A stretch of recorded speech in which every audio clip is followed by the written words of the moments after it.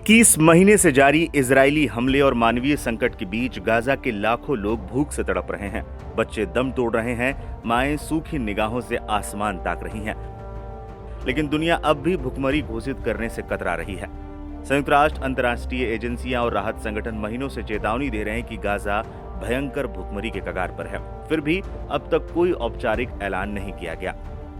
Israeli हमले, मदद में रुकावटें और बर्बाद हो चुकी स्वास्थ्य व्यवस्था ने हालात को इतना बिगाड़ दिया है कि लाखों फिलिस्तीनियों के पास न खाना है न उम्मीद। लेकिन इस बीच रविवार 27 जुलाई को गाजा में इजरायली जुल्म की आग पर मानवीय राहत की फुहार हुई। अंतर्राष्ट्रीय दबाव और अपने धार्मिक नेताओं के आग्रह के बाद इजरायल ने इतवार 27 जुलाई को गाजा में अस्थायी सीजफायर का ऐलान किया है।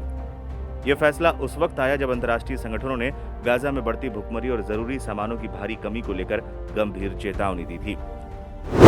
नेतन्याहू का अस्थायी सीजफायर का ऐलान। इजरायली मीडिया रिपोर्ट के मुताबिक इजरायली प्रधानमंत्री बेंजामिन नेतन्याहू ने रक्षा मंत्री इजराइल काट्ज, विदेश मंत्री गिदोन सार और अन्य वरिष्ठ अधिकारियों के साथ चर्चा के बाद यह फैसला किया। टीवी चैनल कान न्यूज के मुताबिक ये सीजफायर सिर्फ रविवार के लिए ही लागू रहेगा। इससे पहले शनिवार को इजरायली डिफेंस फोर्सेज ने बयान जारी कर कहा था कि गाजा में हवाई रास्ते से मानवीय सहायता पहुंचाने का काम फिर से शुरू किया जाएगा। शनिवार शाम को उत्तरी गाजा के कई इलाकों में भोजन और अन्य राहत सामग्री की हवाई डिलीवरी दोबारा शुरू की गई है। गाजा में जारी मानवीय संकट पर अब इजराइल के अपने धार्मिक नेता ही सवाल उठाने लगे थे। कंजर्वेटिव यहूदी रब्बियों के अंतर्राष्ट्रीय संगठन रब्बिनिकल असेंबली ने 25 जुलाई को एक बयान जारी कर इजरायली सरकार से अपील की थी कि वो गाजा में फंसे लोगों तक खाद्य सामग्री, पानी और दवाएं पहुंचने दे। Aim right, achieve big. At KR Mangalam University, we provide you the platform to turn your dreams into reality. At KR Mangalam University. रब्बी यहूदी धर्म के एक धार्मिक गुरु और शिक्षक माने जाते हैं। इजराइल में सरकार से लेकर आम खास तक रब्बियों की बातों को गंभीरता से लेते हैं और इस पर अमल भी करते हैं। संगठन ने गाजा में बिगड़ती स्थिति पर गहरी चिंता जाहिर करते हुए कहा है कि आम नागरिकों की मदद को तरजीह मिलनी चाहिए।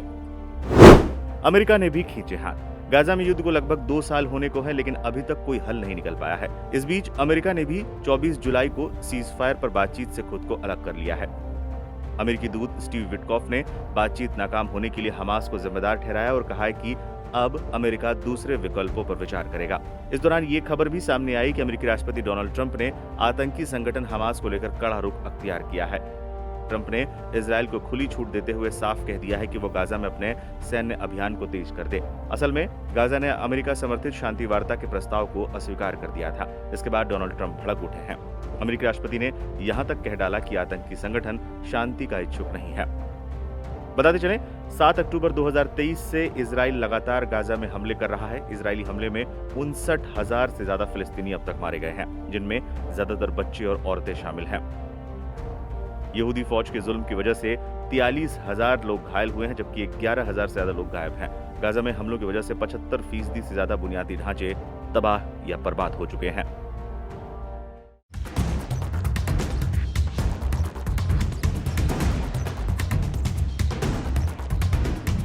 इजराइल और हमास के बीच कतर की राजधानी दोहा में चल रही युद्ध विराम वार्ता पूरी तरह से विफल हो गई है।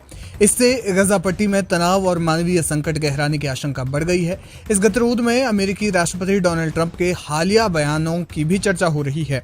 उन्होंने हमास पर समझौते में रुचि न दिखाने का आरोप लगाया। हमास ने इन बयानों को वार्ता की वास्तविकता से असंगत बताते हुए कड़ी आपत्ति जताई है।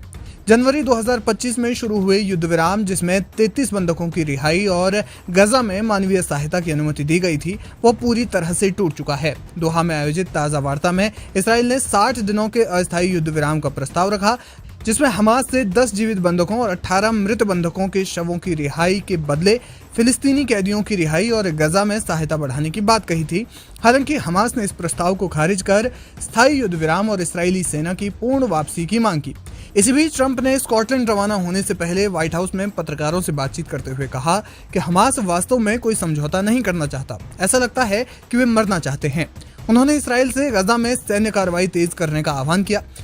हमास के वरिष्ठ अधिकारी इज्जत अल रिश्क ने इन बयानों की निंदा करते हुए कहा कि ट्रंप का रुख एक तरफा है और ये इसराइल को और आक्रामकता के लिए उकसाता है, जो वार्ता की प्रगति को नष्ट कर रहा है। हमास का दावा है कि वो मध्यस्थों के साथ रचनात्मक बातचीत में शामिल रहा है, लेकिन इसराइल की शर्तें पूरी तरह से अस्वीकार्य हैं।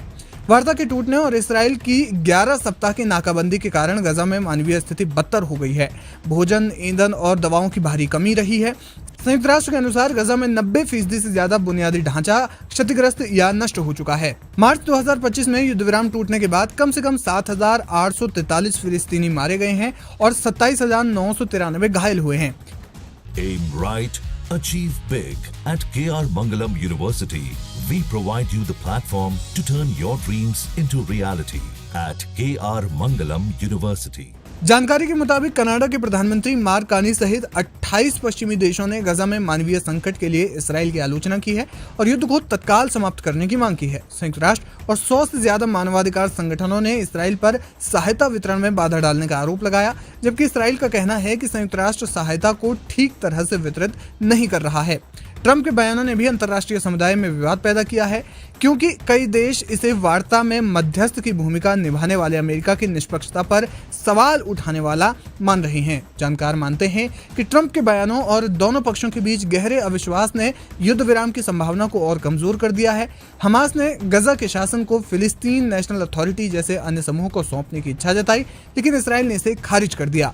इसराइली प्रधानमंत्री बेंजामिन नेतन्याहू ने हमास के नेतृत्व को नष्ट करने और गजा में सैन्य नियंत्रण बनाए रखने की अपनी मांग दोहराई है। जैसे जैसे गजा में हिंसा और भुखमरी बढ़ रही है, अंतर्राष्ट्रीय समुदाय पर दबाव बढ़ रहा है कि वो दोनों पक्षों को समझौते की मेज पर लाए। हालांकि मौजूदा परिस्थितियों में ये लक्ष्य और ज्यादा चुनौतीपूर्ण हो गया है।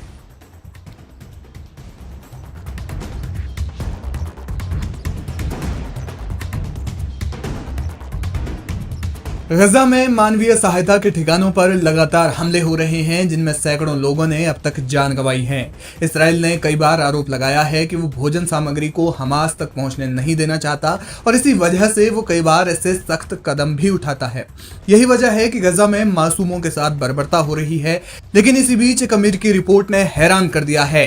अमेरिकी सरकार के एक विस्तृत आंतरिक विश्लेषण ने गजा में अमेरिकी वित्त पोषित मानवीय सहायता के वितरण को लेकर महत्वपूर्ण खुलासा किया है। United states agency for international development यानी यूएसएड के ब्यूरो ऑफ ह्यूमैनिटेरियन असिस्टेंस द्वारा जून 2025 में तैयार इस रिपोर्ट में पाया गया कि फिलिस्तीनी समूह हमास द्वारा इन सहायता सामग्रियों की व्यवस्थित चोरी या दुरुपयोग का कोई ठोस सबूत नहीं मिला है। जी हां, यानी कि इसराइल जो आरोप लगाता है कि हमास जो मानवीय सहायता केंद्र हैं उन पर जाता है, लूटपाट करता है, भोजन सामग्रियों की चोरी करता है, तो फिर यूएसएड की इस रिपोर्ट में साफ तौर पर स्पष्ट हो गया है कि हमास ने इस तरह की कोई चोरी नहीं की, क्योंकि उन्हें इसके सबूत नहीं मिले। इस निष्कर्ष ने मध्य पूर्व में सहायता वितरण और क्षेत्रीय तनावों के बीच एक नया दृष्टिकोण प्रस्तुत किया है।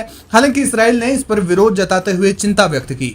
यूएसएड की इस जांच में अक्टूबर 2023 से मई 2025 के बीच गजा में मानवीय सहायता के वितरण के दौरान चोरी, नुकसान या डायवर्जन की 156 घटनाओं की गहन समीक्षा की गई। ये घटनाएं विभिन्न सहायता संगठनों द्वारा रिपोर्ट की गई थी, जिनमें खाद्य सामग्री, चिकित्सा आपूर्ति और अन्य आवश्यक वस्तुएं शामिल थीं। विश्लेषण के अनुसार इनमें से किसी भी मामले में हमास द्वारा अमेरिकी वित्त पोषित सहायता को हड़पने या फिर दुरुपयोग करने के प्रत्यक्ष प्रमाण नहीं मिले हैं।